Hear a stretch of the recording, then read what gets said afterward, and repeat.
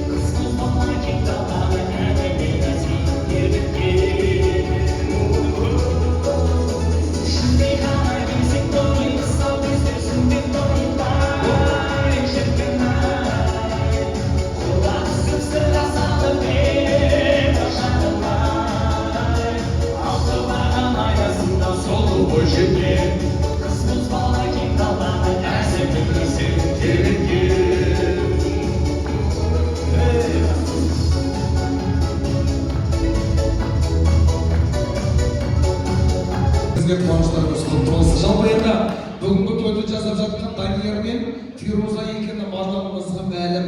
Десек те мынандай бір керемет сөз бар. Өлең абайдікі болғанымен атақ құнан байдікі деген.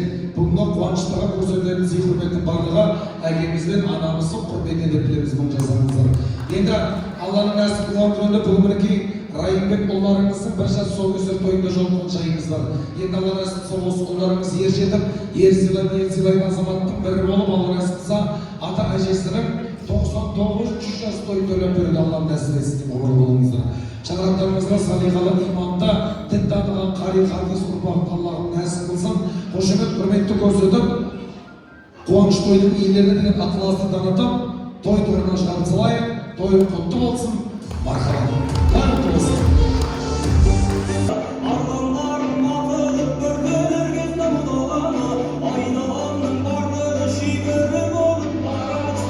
Тойды басқаруына менің құзырыма бұйырған жай болса, түйіп жұртқа патша көңіл ағайынға деген ақпада болсын деген ниетпен қуаныштың төрінде отырған майдалардың майданына араласпайтын азды мықтылардың бірі болған Асқартау әкелерімізге бұйырып тұрған жай бар. Көп сөйлеп созбай қуаныштың төріне саған атамызды, Амантай атамызды шақырып, әумин деп алақан жайым ең әуелі әулеттің де әулетінен бата сұрағаны жөнеліп тұрған жайымыз бар. Келіңіздер, Құйзанды түкірмірлер, маэстро, әумин, алақан жайайым. Айналдырған үш адам дастархан басында отырсақ та әумин деп алақан жаятын мұсылман қазақтың біріміз. Әумин, әкелеріміздің ақбатасы болсын. Құдайым оңдасын, еш жаманшылық болмас, бастарыңызға бақ берсін, не берсінен ақ берсін. Қырда жүрген қызыр да үйлеріңізге ақ кесін деп берсін. Осында жиналған халайық, ассалаумағалейкум барлығыңызға. Себепшісі мына күйеу баламыз пен қарындасымның баласы ғой, себепші болып. Тойлары құтты болсын, өмір жасы ұзақ болсын, дені сау болсын. Не деймін, жарылқа Алла қабілет, жарылқаудың қабілет, ізет, абырой, бағдәулет, қыдырдар, баққон, не тілесеңден де қабілетсін, той қалассын. Баламыз үлкен азамат болып, ер жетіп, елдің елеулі халқын қалаулы, мен деген азаматтың бірі болсын. Осы тойды бір адамдай атқаруға шақырамын. Тойды жақсы өткеніңіздер, атсалысыңыздар. Не дейін басқа? Сіздердің үйлеріңізде осындай үлкен тойлар бола берсін, жақсы ниеттер бола берсін.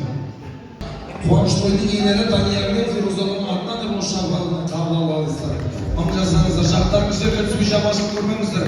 Алла нәсіпса, немере сүйіп, шөбере сүйіп, шөпшек сүйіп, немере сүйген жастарыңызға сол немеренің қуаныш тойын алаған жайпада бір өтесін берсін.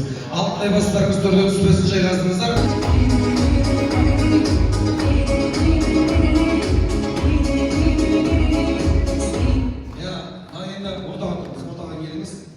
Еркін өзіне бере салыңыз.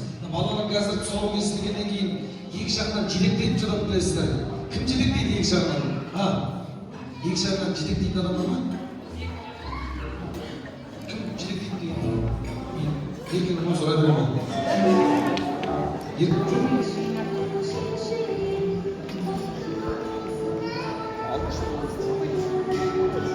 Алдына қазір баламыздың тұсауы кесілгеннен кейін ырымдап таңдайды дейді. Оң жағына тұрып отырмаңыз. Не қоямыздар? Ал, бісмилlah, бір ауыз ниетіңіз айтып жіберіңіз. Енді жаңа Қазақстан ғой, бабамыз батыр бола бергенше, осындай баламыз батыр болсын деп білейін. Батыр болсын, еліне елеулі, халқына қалаулы азамат болсын. Осы әулетін мен деген дәрежеге көтеретін азамат болсын. Ата шешесіне, әке шешесіне қызмет қылатын азамат болсын. Енді мына алдына ырымдап қойып жатырмыз. Қамшы ойдық. Ел тізгінін ұстасын деген ниетпен. Қамшы ойдық, ақша қойдық, бай болсын деп. Машинаға кіртіп қойдық. Мен кіртісімізді барымен яп қойдым. Ал, бісмилlah. Қас балам, қадам басқан мәз балам, тұсауымды кесейін, күлпемді шешейін деп айтыңыздар. Ал, болыңыз. Белім сау болсын. Babamız batır bola gelince balamız batır olsun diye dedi. Ne diyorsunuz? Bismillah. Balamızın soğuğu gezinde kırmıyor şişler. Bakalım.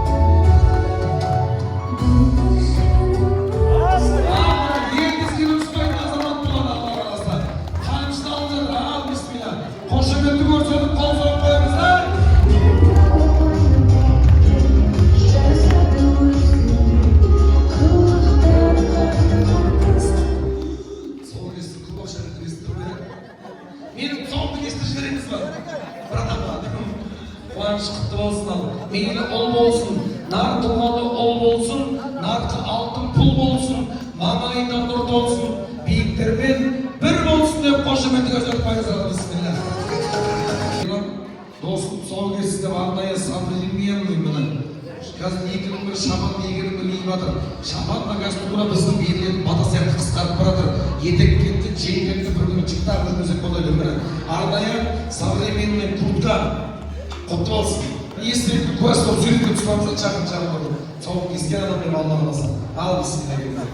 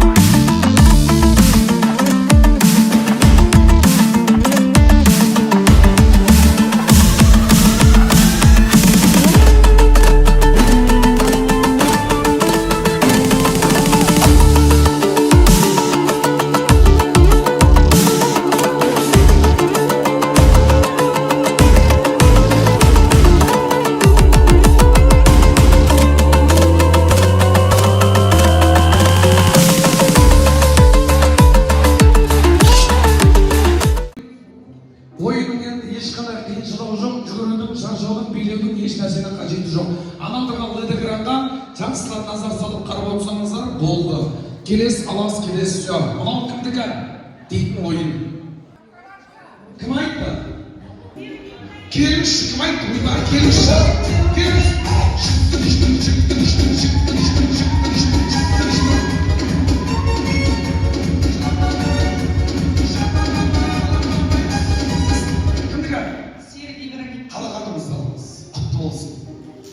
Құтты болсын. Ой жан, Алла разы болсын.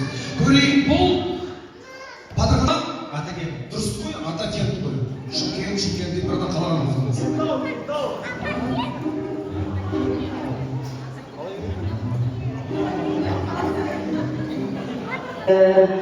Машина viu dedi. Maşinamız viu'ladı dedi. Bir marta viu dedi, to'xtadi. İkinci marta viu dedi de, dedi de, suyetini yaxmasdan mashina bana qarab turardi. Qaytdik.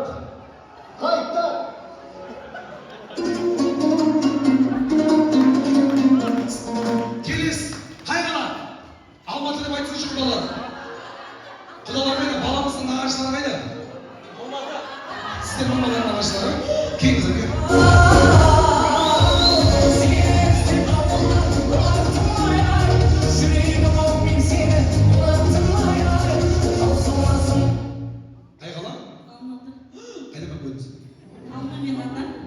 Кім боласың? Кімнің? Алыңыз.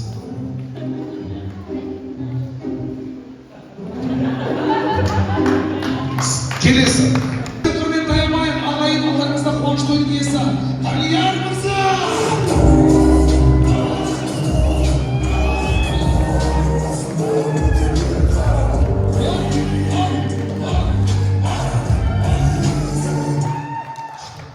Bugün neyi bırakın?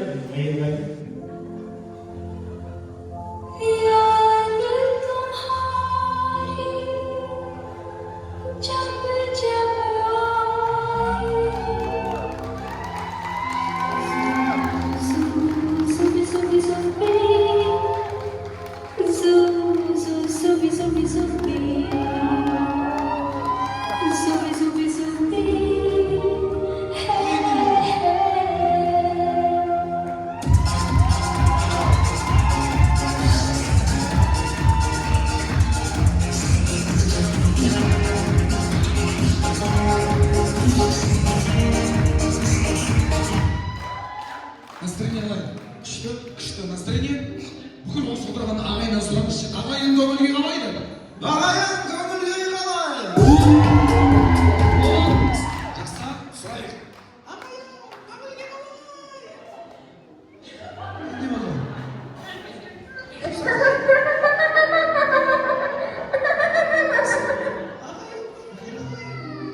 Ағайын көңіл-күй қалай? Вот көрдіңіздер ма? Екеуіңіз күшті болып жүрсеңіздер, бәрі күшті болады мына жерде. Мына ана бала не қылды? Қақпаға түсіп қалма не қылды? Мына ресторанға кіргеннен бастап мына отырған бүкіл адамдардың түрлеріне бір-біріне қарап шықтым. Мына тойда я в шоке прям. Бір простой адам жоқ қой, бәрі мықты кісілер. Енді құрметті мықты кісілер, оң қолымыз көтерейікші, қарап тұрмыз братан. Кім көтереді көрген жоқ, қараңыз. Оң қолымыз көтереміз. Оң жақта отырған адамның иығына қойыңыздар. Оң жақта отырған адамның иығына қойыңыздар. Сөйтіңіздер да, жайнап уқалап, сен мықтысың. Айтып тұрмызда, братан, айту керек үшін. Енді сол қолымыз көтерейік. Ойбай, сол жақтағылар ел шыққанға сол қолымыз көтереміз. Қолын қатты көтермеген адамның қолтығы жыртақ көтереміз. Сол жақта отырған адамның иығына қойыңыздар. Сөйтіңіздер да, жайлап уғалап, сенің ода шаруаң болмасын. Болды. Енді жаңа ет жегеннен кейін екі қолдарыңызды сүртіп болсаңыздар, осы екі кісінің құрметіне бір қол соғайықшы, қаттырақ.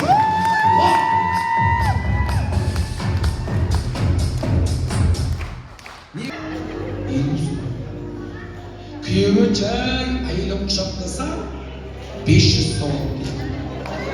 500 сауап. Құшақтап тұрып жақсылап сүйсе, 1000 сауап дейді, 1000 сауап. Міне, осының барлығын бүкіл адамның көзінше істесе ұят болады дейді.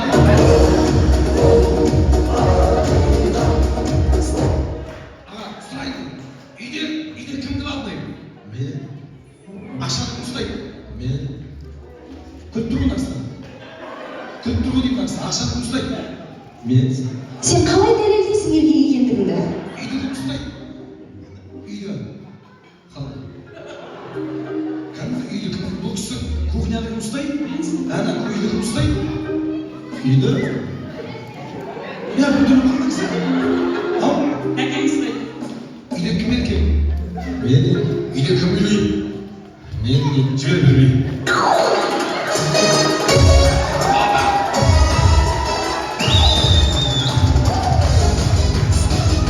Жақсы билейді. Үйде кім еркек? Мен еркек. Ау? Мен еркек. Үйде кім билейді? Мен жібер бермеймін.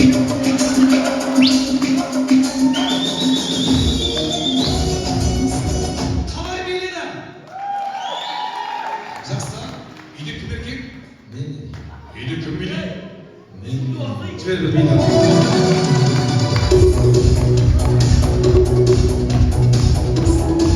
Жақсы. Үйде кім еркек? Мен. Кім билейді? Қазақстан Республикасының бетке ұстар подкаблугі анықталды. Есен көрсетіп тұрған.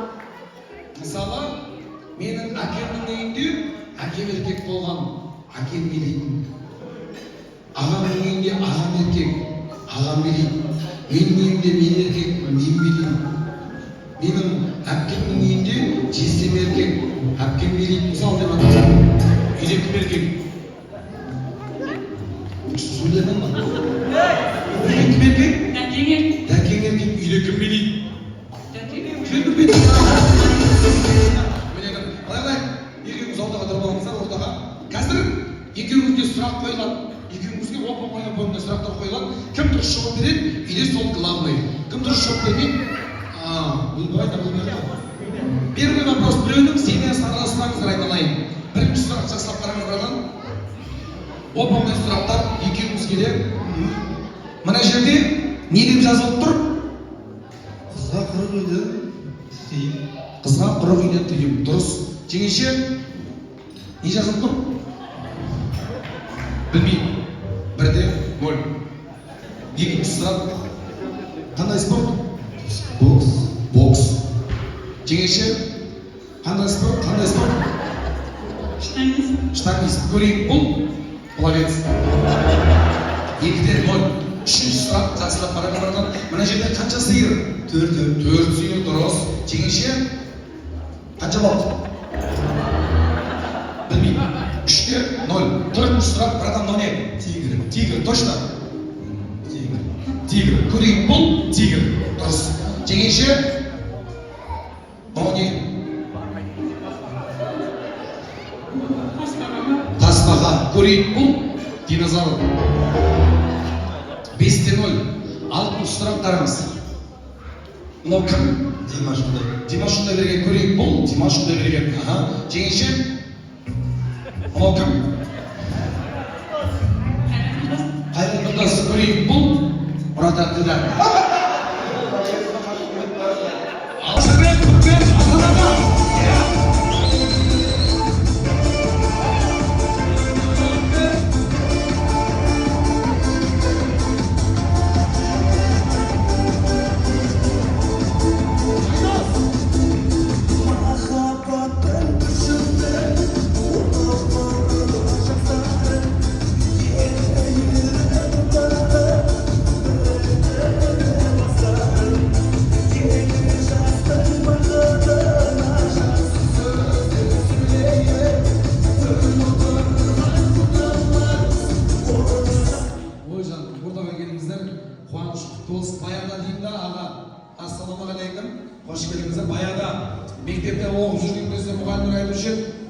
Сендер жігітсіңдер, сендер ер азаматсыңдар, қыздарды ортаға алып тұрыңдар деп айтатын бізге аға.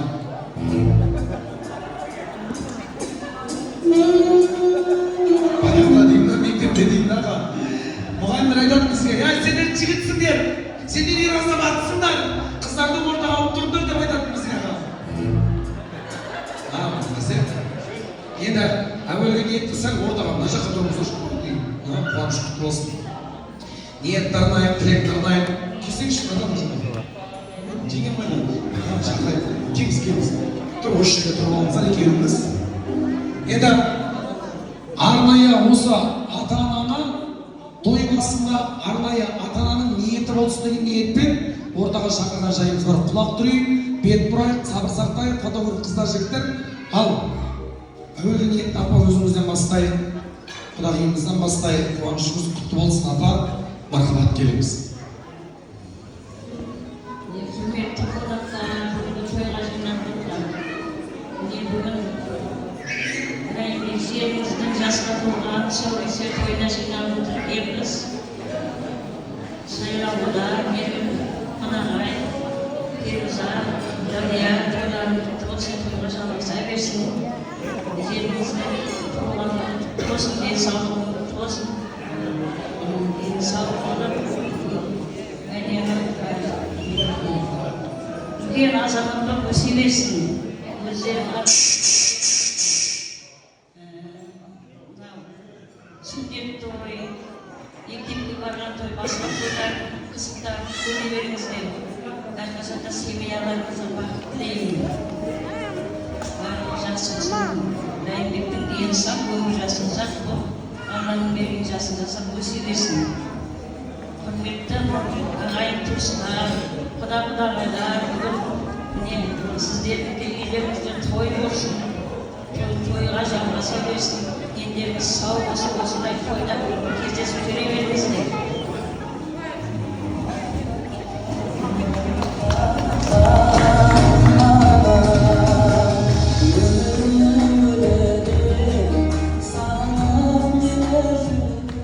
Апа, менің тойымда,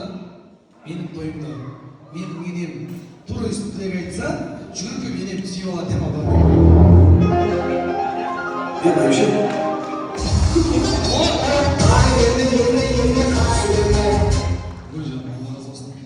Енеңізді сүйдіңіз ба? Иә. Осым шығарып жатыр. Енеңізді сүйдіңіз ба? Сүйдім. Ана мамаңыз қарасам үштен қосылып жатыр ғой.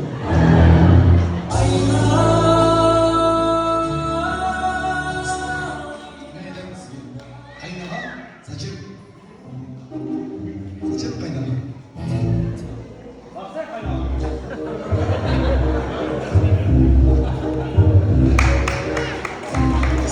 Табан мен сүйемін. Сол ойлап тұрған шығарсыздар, табадан несі дұрыс па, не істеп отыр, ананы сүйдіріп, бұнаны сүйдіріп деп. Сүйсін, білсін ата-ананың қадірін. Ата-ананың қадірін білдірісінде бірін мал, бірін байлап арасында деген. Анаңның табанның аяғының астында не бар? Жұмақтың кілті бар. Анаңның табанның аяғының астында не бар? Жұмақтың кілті бар. Жұмақтың кілті бар. Енеңнің табанның аяғының астында не бар? Жәннаттың іштегі жауабы.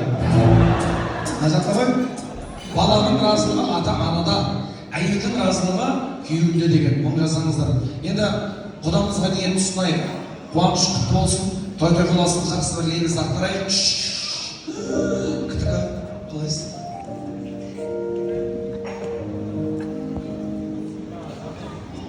Ассалаумағалейкум жиналған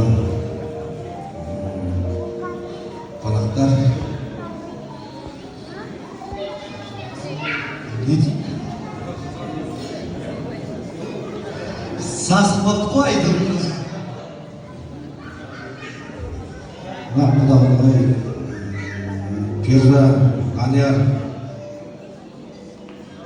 мына жиеннің тұсаукесері бір жасы құтты болсын.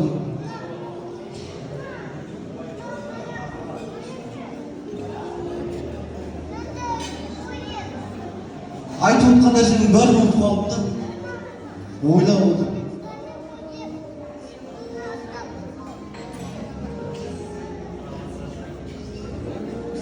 Дым өзім істей алмай тұрмын мен. Жылап жүріп тұрмын да. Менің әкем болғанда бұл жерде басқа шайын айтатын. Әке орында, әке де ең қиын нәрсе да. Мен саған үлкен жалғыз қарындасым. әке орнында әкемін оған. Мен деген босап кеттім сөздің ішінде. Сендерге бақыт, балаларыңа өмір, басқа айтатыным жоқ. Қазір жылап жүрмін.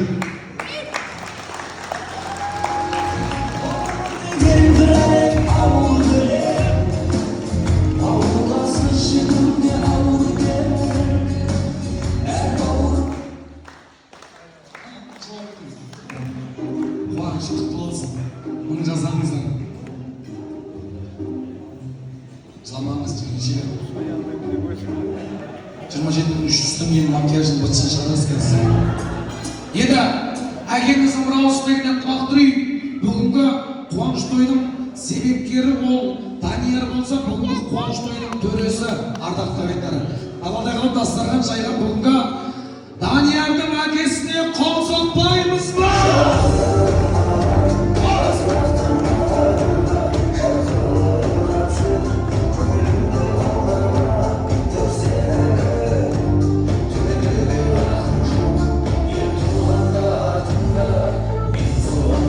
Состанан фотограф жігіт фотоаппараттың күйіп өтсін қарағайын сізге. Сөйле басын әкеміз бір ауыз сөйлеп келіңіз.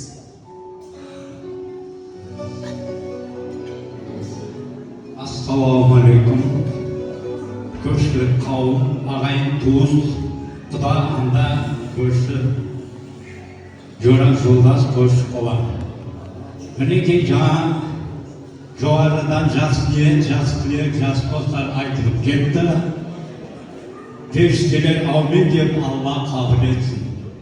Осы жақсы ниет, жақсы тілек, жақсы достың себепшісі мына немереміз Райымбек жанның алғашқы қадамы құтты болсын көрші. Құтты болсын. Мына келешекте Қазақстанымыздың пәленше мырза, пәленше вице Алла тауба деймін. Сол вице-министр, премьер-министр күндерге сол күндерге жетсін. Мына құда ағайымыз айтып отыр ғой. Мына келешекте мүшел жас, сөңкі тойында, диплом тойында, үйленген тойында сіз боп, біз боп, сол қуаныш күндерге Алла тауба деп сол күндерге жеткізсін сол үйленген тойларға. Осы тойларда мына Алихан Замыз бөлім басқарып толықсын дейді жүресін. Міне осы отырған қара көздер барлықтарыңыздың үйінде де осы той тұсаукесерге бір жас жұғысты болсын. Міне алыстан құрметтеп сіздер келгенсіздер, келіп жатса рахмет сіздерге Алла разы. Міне құдағилар той деп отыр. Міне осы сіздердің тойлар сіздердің арқаларыңызда. Мына беріңіз жаным келдім. Тойларын Данияжан балам, мына келешекте әке болдым, енді ел болдым, ер болдым дегенде сияқты. Осы балдарымның немелерімнің қытықтарын көріп, сен де Алла сол күнге жетсін, ата болып, әже болып, басқан елді өтсін. Бaba, bir canım ömürde, bu uzak bol ömürde. Her жақсылық күндерде өйтіп, той тумалақта өтіп отырады.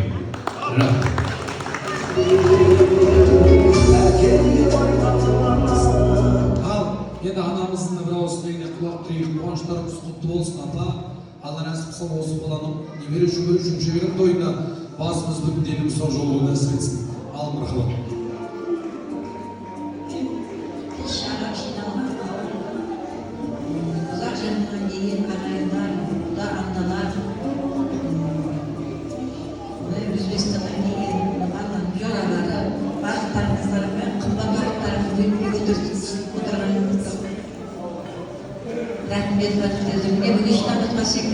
Немеремнің алғашқы қадам басқаны, немеремнің бау беріп қадамы құтты болсын, дені сау болсын, ең үлгілі азаматтардың бірі болсын, ата-аналарына мейірімді, мейірбанды болсын. Данияр балам, мен келдім, сіздерге де құтты болсын балдарым.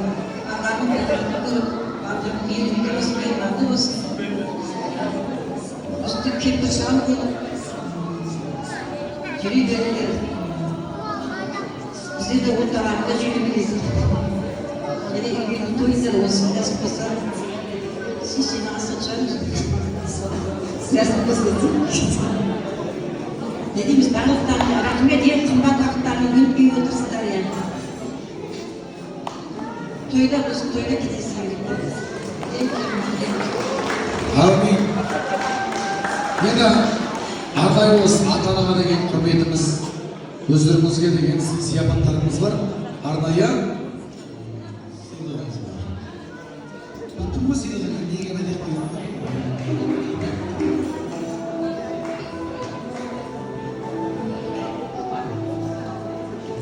ыстық болады деп отыр. Құтты болсын апа. Ал, бисмилля. Ағасы жағағына жауап қойыңыз керек екен соға.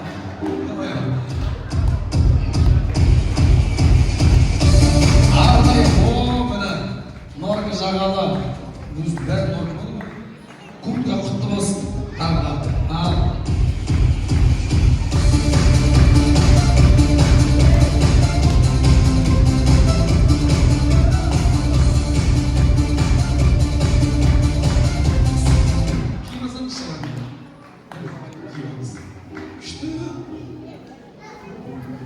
Ақыры деймін, бір адам бәріне алып отыр екенсіздер. Тамада байқұсында көзім жөктемдетпей, шорты футболка ма, кроссовка бірден алысымаңыздар ма? Екі маманның ортасына тұрыңыздар, екі маманның ортасына, екі маманның ортасына тұрыңыздар, ортасына. Енді жақын тұрып, естеліктің куәсі болып суретке түсіріңіздер, давай фотограф.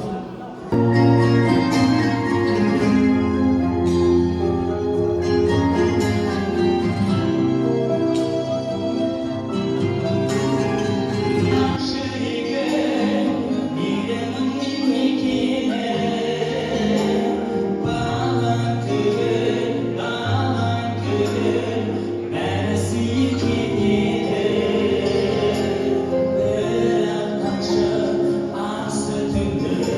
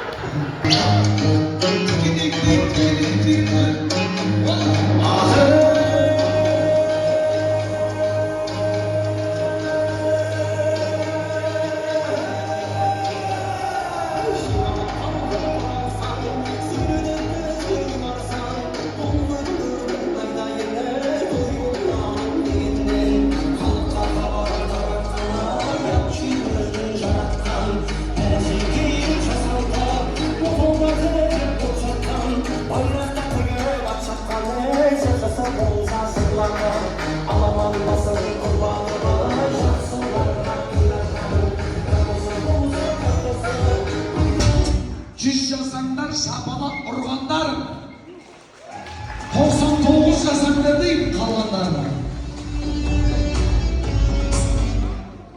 Мынаны былай қойшы, кестіріп, әуремай ортасын ашып жіберейік, қазір баланың қолын топқа батырып жібереміз. Атасы мен апасы осы топтан дәм ауыз дейсін. Алла нәсіп қылса осы ұл-қыздарыңызды немереден сүйген шөберем шөпшектің қолынан майжалауын Алла нәсіп етсін сіздерге. Енді папасы неге жексімейді деп жатқан шығарсыздар. Алла нәсіп қылса папасы немере сүйсін, немеренің қолынан, немересінің қолынан майжалайды. Свеча, свеча.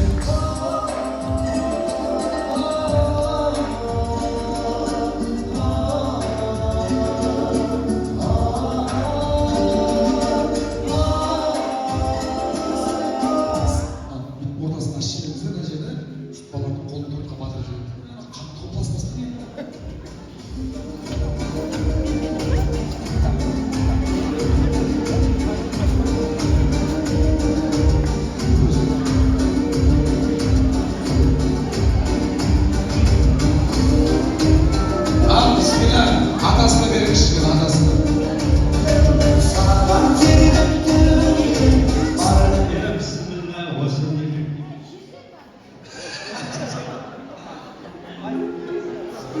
Al bismillah. Tamam, ablasına şunu koyuyoruz, ablasına. Ablası bu uşağın aman bol kızı ablam. Mağuşluk olsun kız. Abbas cemiyet koyuyoruz ya. Осы араласса не болады ооо қуаныш құтты болсын мың жасаңыздар Алла нәсіп қылса шөберем шөпшектің қолынан майжалауын нәсіп етсін сіздерге ғұмырлы болыңыздар сол осы құдай қаласа шөбере сүйген жастарыңызда шөберенің тойына тегін келетін екеуіңіздің болсаңыздар ғой ал бір естелік топ өздеріңде түсіп алыңыздар ал ассалаумағалейкум ағайын туыстар міне бүгін Данияр менен қарындасының тойына келіп отырсыздар. Құтты болсын тағалар. Баршаңызға да құтты болсын. Міне Құда, сәке сізге де құтты болсын. Құдағайға да құтты болсын. Әр уақытта осындай жиендеріміз көп болсын. Несібелері мол болсын. Әр уақытта бақыт тілейтініміз. Атқа мінер жігіт болсын. Жаңа қамшылап отыр ғой, сол бабалар сияқты көп баршылық болсын. Не айтамыз дейміз? Әр уақытта семьяда тәтті өмір, жақсылығын, қызғын көре беріңіз. Ол қыздарыңыздың бәрінің қызғын көріңіз. Мына қалған інілердің балдарыңдар істейді. Амин. Ниет тармайық. Ағалар, апалар, қуаныш құтты болсын. Су, бейт, бақ, зішекіңіз аға. Тойға жинаған қауым, мына той бәрінің жұмысы болсын. Құдағай, мына жерінің қадамы құтты болсын, өмір жасы ұзақ болсын, дені сау болсын, елдің елеулі халқының қадалымен деген азаматтың бірі болсын. Осына келген ағайын туыстар бәрінің тілектесі ғой. Осы бәрінің дүниелері жақсылықты тілейміз. Әумин, апалар келе қойыңыздар. Құрметті кеш қонақтары, тойға жиналған қауым, бүгінгі мына болып жатқан менің Фируза сіңліммен, Данияр Төлеуұлының үйлерімен қуаныш той. Райымбек ағамыздың өмірге қадам басқан бірінші қадамын тұспау кесті той екен. Әлі бір жасы құтты болсын, дені сау болсын, өмір жасы ұзақ болсын, үлкен осы Қазақстанның мен деген бір азаматы болып өстересін. Ата-анасына адал берілді перзент болсын. Құдағайын, сіздерге де осы той құтты болсын. Осы балаларыңызды қызын көріп, немерелеріңізді қызын көріп, шөбере шөпшек сүйе беріңіздер. Барлықтарыңызға осындай тойлар құтты болсын.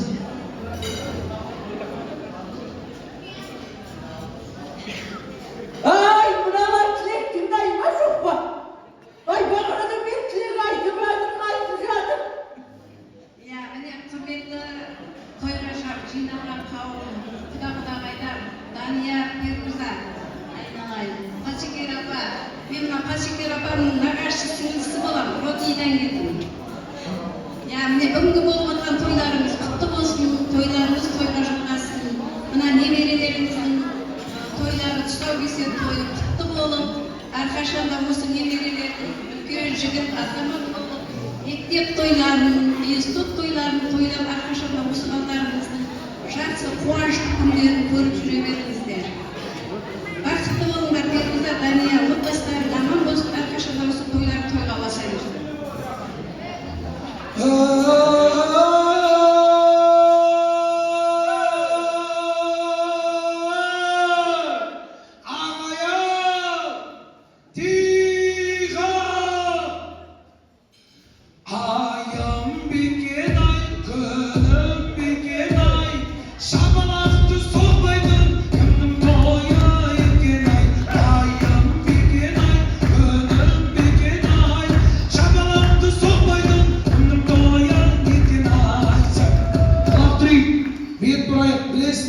İşitmеген arak, жетім деген жоқ, желінбеген салат, жетім деген жоқ ағайын.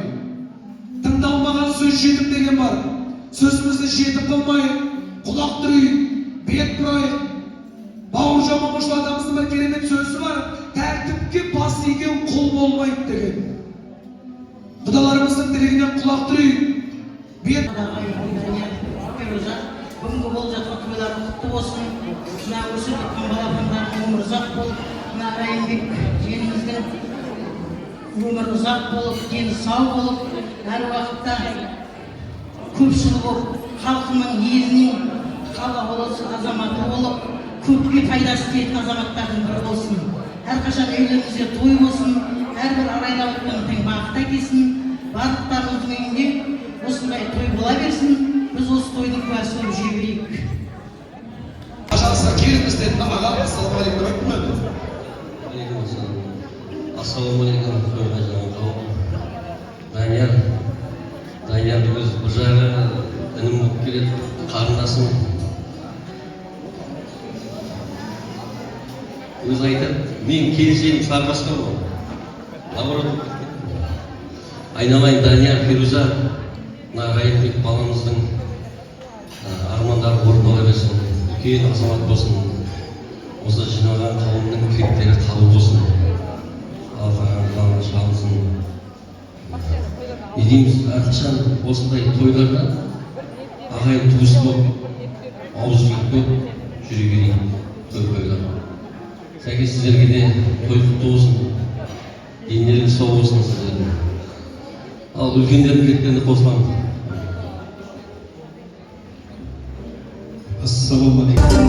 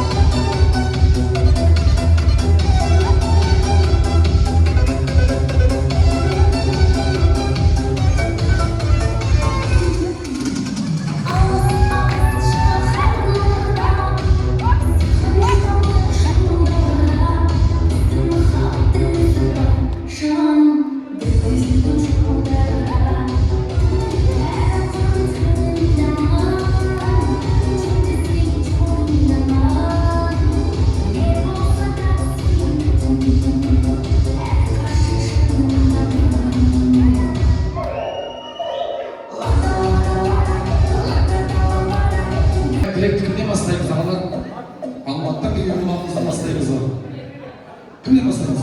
Ассалаумағалейкум. Қош келдіңіз.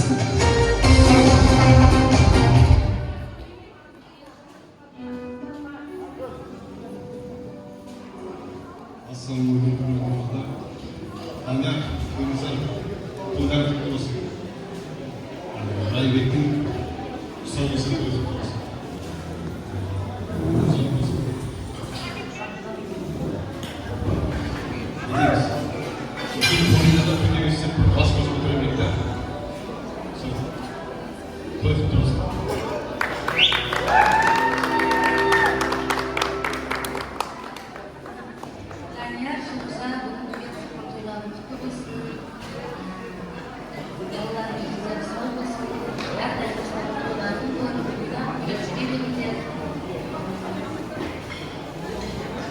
Рахмет сіздерге.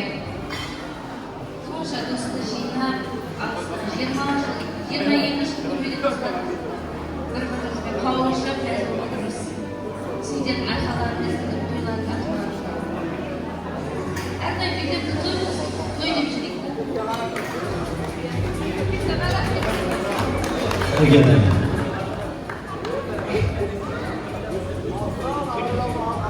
Мен таңдап қойған көзім келді. Арнайы кім жеңгелер, әпкелер салафанды қоя тұрыңыз, пожалуйста. Өмір салафан келсе болды, ағаларға сол тойдың соңында закуска алмай қалады. Бәрі болады. Құлақ түрейік, арнайы баламыздың Алматыдан келіп тұсауын кескен бүгінгі братанның досы, Алматыдан келген қонақ.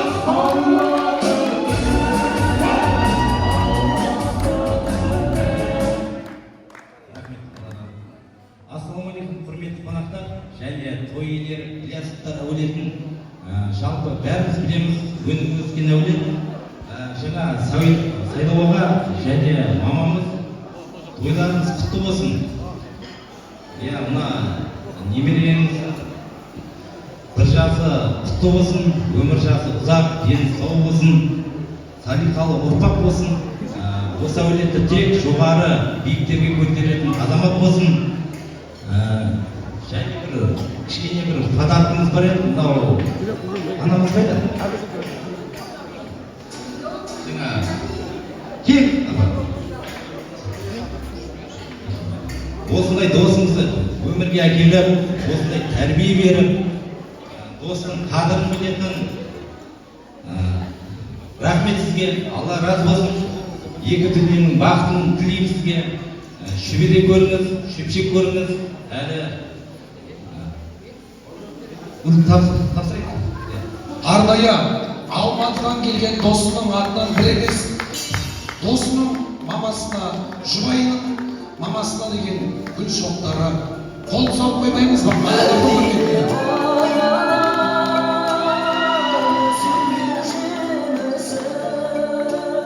Және мына құрдасымыз Фируза ханымның мамасы қайда? Иә, қабылдаңыз.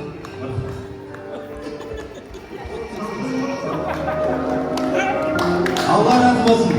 Осындай перзентті дүниеге әкеліп, рахмет сізге.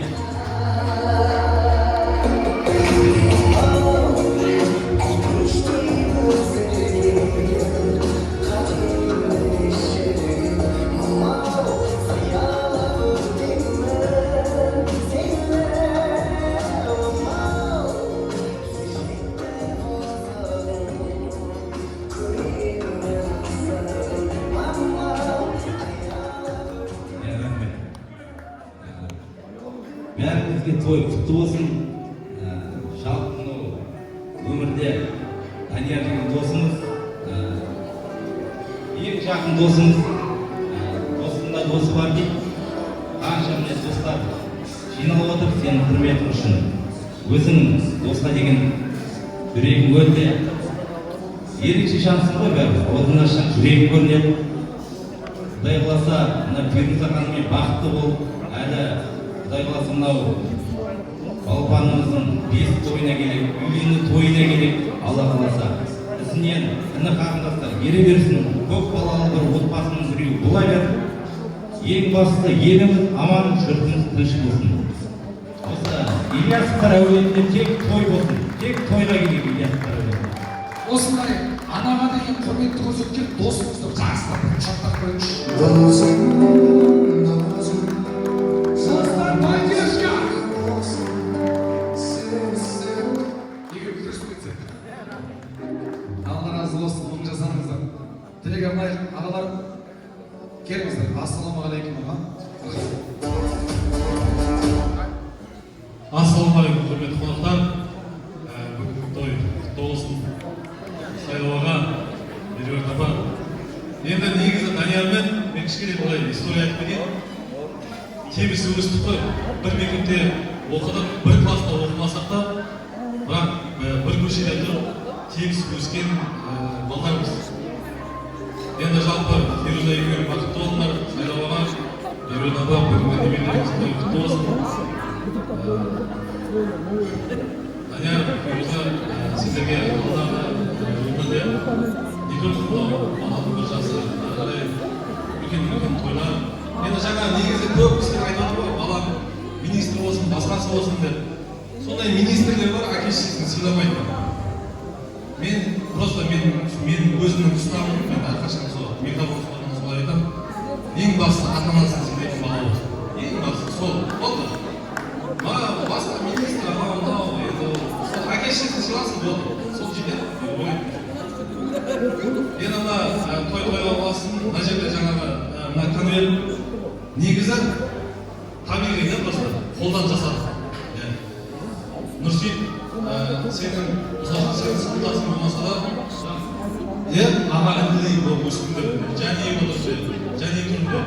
Аға інілей біздің келіншектеріміз. Жалпы әркім сыйлаған қолғып.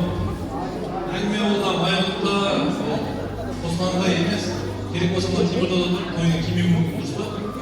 Ең бастысы сендердің сыйластықтары сол сыйластыққа қашан жалғаса берсін, арамызда тек қана сыйластық болсын, той-тойға болсын, балдарың бақытты болсын, әрқашан осылай сыйластықта тойда кездесіп, күліп, ойнап жүре берейік. Той-тойға болсын. Рахмет.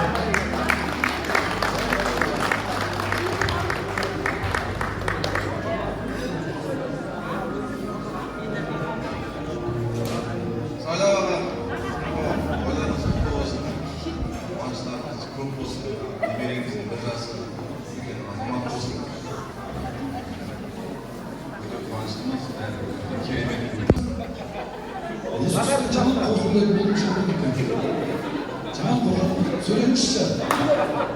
Sayar söyledi, bir de ödül olamış. Bravo. Данияр, Феруза, тойларың құтты болсын. Құдайдың жасы құтты болсын, қадамы құтты болсын. Қашықта осындай ақ-басақтың басында сіздер кездесіп жүре берейін.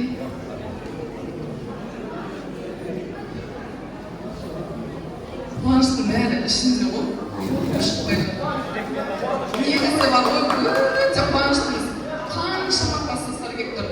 Бельтаудан, Алматыдан, Павлодар, Астана, Қостанай, Қарағанды, Шымкент.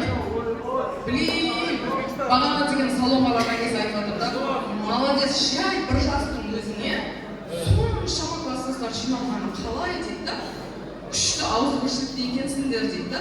Сол сияқты әрқашанда осындай ауызбіршілікте болайық. Үлкен рахмет.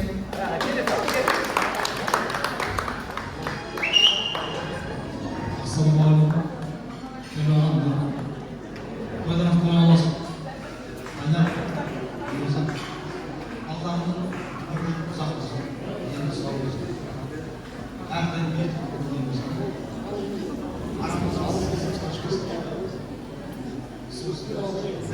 Sen үшін келіп алдыңыз ғой?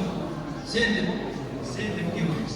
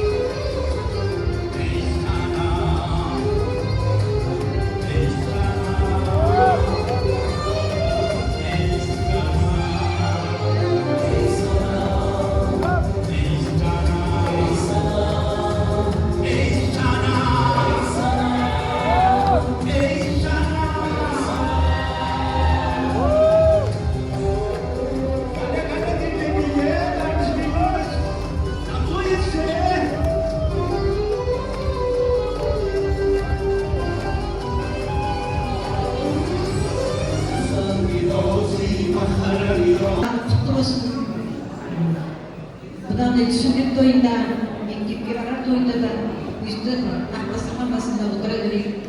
Мен атарыма да Данияға мен телефоныма бақыт тілеймін. Дендері сау болсын. Үлкен осы баланың қызығын көріп, адамнан болып, қызықтарын көріп кемпіршал болып жүре берсін. Біздер де орталарында жүре берейік осы. Әрқашан ақбастырған басында отыра берейік.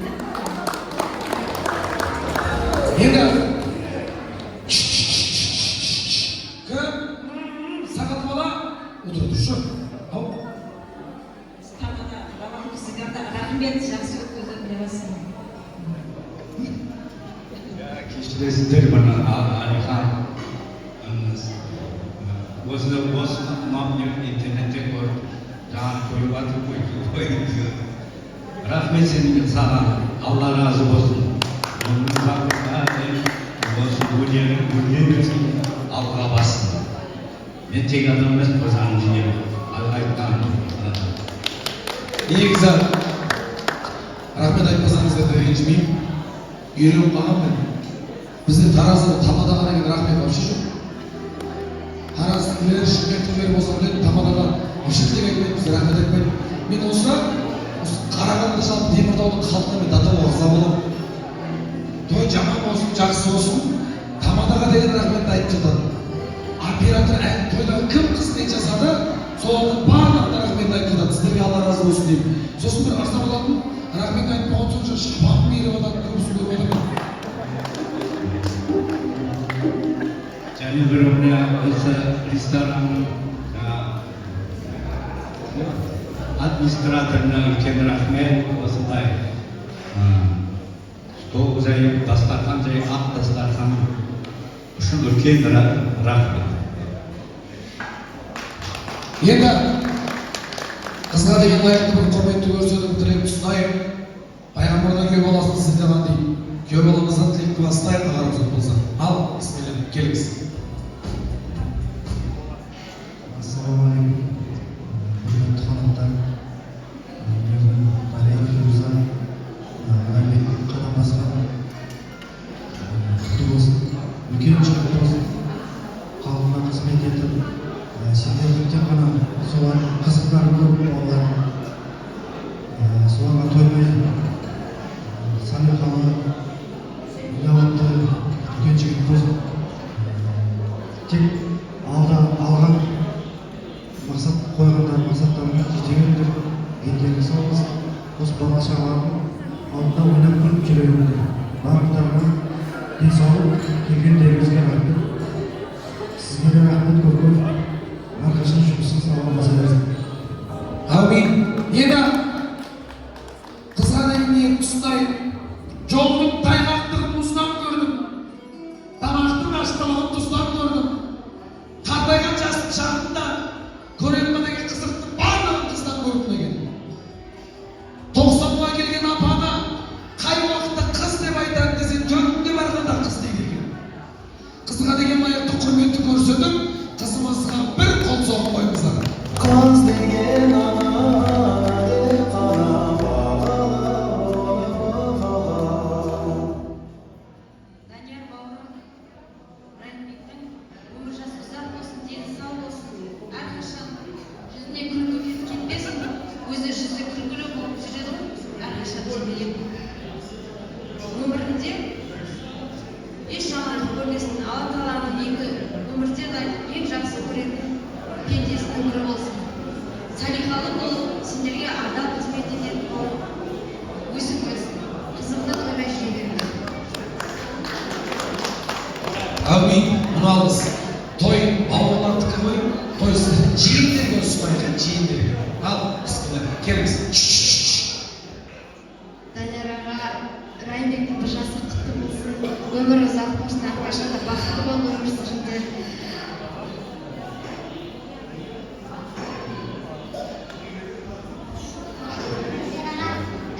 Райымбектің бірінші жасы құтты болсын. Бай болып жүріңіз, ауырмай жүрсін.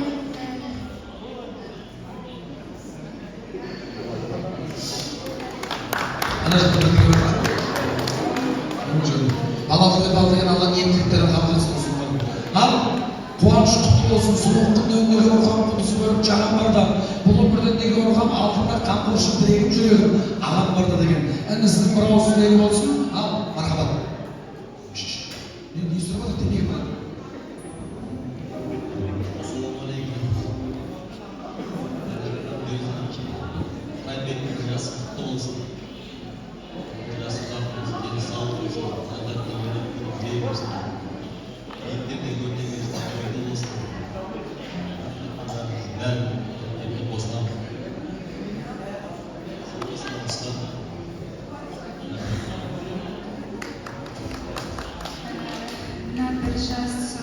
той болсын.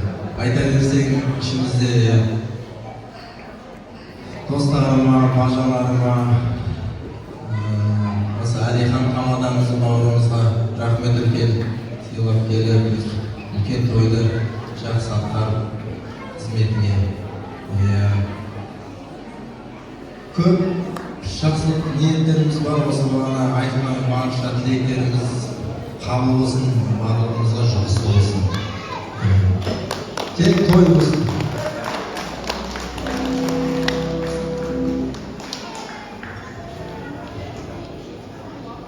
Құрметті қонақтар, бүгінгі баламыздың тұсаукесер тойына жиналып қалған еместер. Жан-жақтан Қазақстанның түкпір-түкпіріне шет ел асып келіп жатқан достарымызға және де ағайын туысыма рахмет. Жамандығымызды жасырып, жақсылығымызды асырып отыратын ең бірінші өзі туысқандар деп жатады ғой, туысқандарыма мың алғыс шын жүрегімнен. Қайын жұртыма мың алғыс, әрдайым ұйқыжан деп отыратын. Абысындарыма, қайнағаларыма мың алғыс, осы сыйлап келіп отырған. Апаларыма, жезделеріме мың алғыс. Осы алыстан ұйымшылықпен келіп тойымызға жақсы өтуіне үлес қосып отырған. Және де мынау алыс жақыннан келіп отырған достарымызға мың алғыс.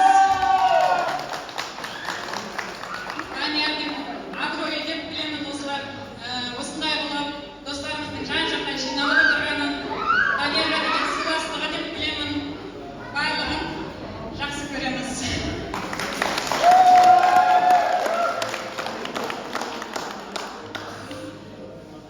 Ең бірінші ата-енеме рахмет, әрдайым бізді қолдап, қолпаштап отыратын. Пранк жасайсыңдар ма дейді ғой әрдайым. Айтпай бір нәрсені бөлтіп қоямыз ба біздер деген.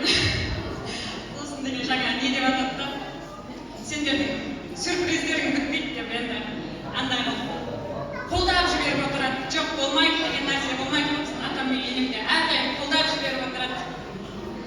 Сол ата-енеме мың алғысымды айтамын, және де жолдасымның бауырына үлкен рахметімді айтамын. Осы тойда тік аяқта жүріп, келін екеуі жүгіріп жүрген. Жанымда жүрген келіме мың алғыс айтамын.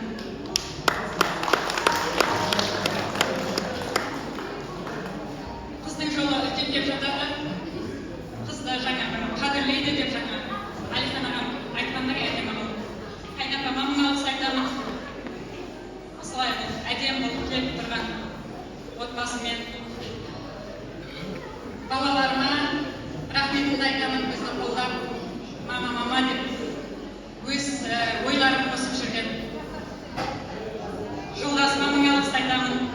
Осы балаларым деп той жасап, көпі тапқан табысын отбасыма жұмсайтын жолдасыма үлкен рахметімді айтамын.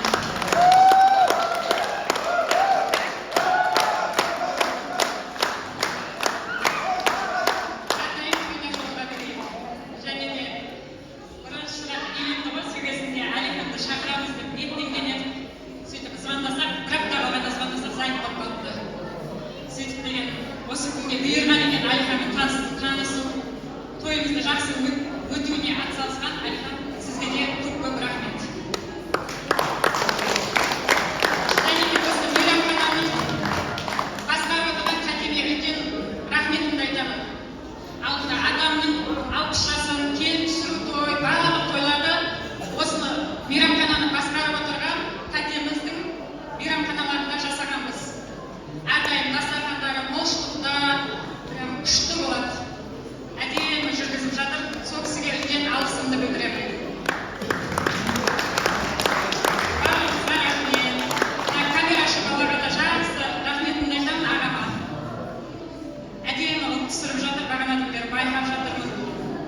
аюулы